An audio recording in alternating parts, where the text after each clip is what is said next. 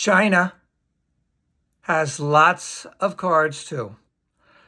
So on Monday, Scott Bessent, the Treasury Secretary, came out and just had an extremely, what's a good term, bellicose speech about what the United States was going to do economically to any other country in the world, that so as to defy the United States and trade with Iran with U.S. dollars. Now, for people who may not know, the world currency is the U.S. dollar, and we predominantly trade oil with U.S. dollars. And I'm going to say quickly, Scott Bessent came out there. Not only was he bellicose, but he reeked of incredible desperation. Now, how do you win wars? You win wars geographically. We're not winning the war geographically. You win wars militarily. Of course, that's the same thing. We're not winning them that way. And are we winning them diplomatically? No, we're not winning it diplomatically. So we're going to do the economic route. We're going to try and starve the shit out of Iran. But what did he do when he made this speech? All these lofty words about how powerful the United States was because they could do all these things. But what did he not do? He never mentioned China by name, but at one point in time, he did indicate that they would be, that they were not adverse to this. At the same time, when he said this, he didn't give us a time frame of when this would happen. He didn't tell us how they were going to do it. And of course, since you're not saying when you're going to do it, it sounds to me like they can't do it before the election because they know that nothing can happen before the election.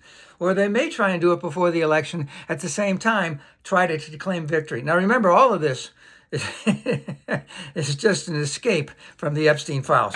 But let's get back. So China was mentioned in there. He said that after his speech. But China has a lot of cards too. The biggest one being the rare earth minerals to do it. Also, they could try and do a lot of military things in the China Sea, which the United States would not be happy about. But at the same time, since the George Washington went to replace the Abraham Lincoln in terms of the aircraft carrier and the ships that are surrounding it, they might not have a lot to maneuver in there. Also, with the Yi or whatever his name is coming to the United States, I believe, in the next couple of weeks. And when Trump was in China, Xi didn't give him nothing. He got nothing out of it. Oh yeah, he got the royal palace. He got all the pomp and circumstances and make him feel like he's some important person, and that everybody loves him. But China really didn't give him anything. And Xi did. Let's just say he's going to bitch slap him when he gets to Washington. He easily could. It's not going to be in that way, but that's how it's going to be. But let's get back to the United States and China. So China can have the rare earth minerals. Remember, we still want to get our farming products there, the soybeans. When's that going to happen, right? We have the rare earth minerals. Also, we get we import a lot of stuff from China. Is that going to be cut off? Is that going to all have a high tariff to it? What can happen with that? Just with the Canada thing the other day, Ford and all kinds of other companies here in the United States, especially, let's just use the two that we're having two senators who, two Senate races in Michigan and Maine, where they do a tremendous amount of trade with Canada. They're all over this administration to change it. What about all the people that get stuff from China that's still going to be all over the place?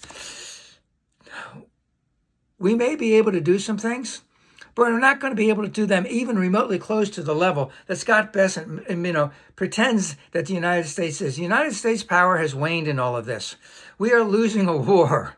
We're not helping out Ukraine. The dollar is actually going down. So that's very, very significant. And China can wait us out. And China has no problem with waiting us out on Iran until after the election. So we can talk big. What did Teddy Roosevelt say? Be quiet and carry a big stick. Guess what?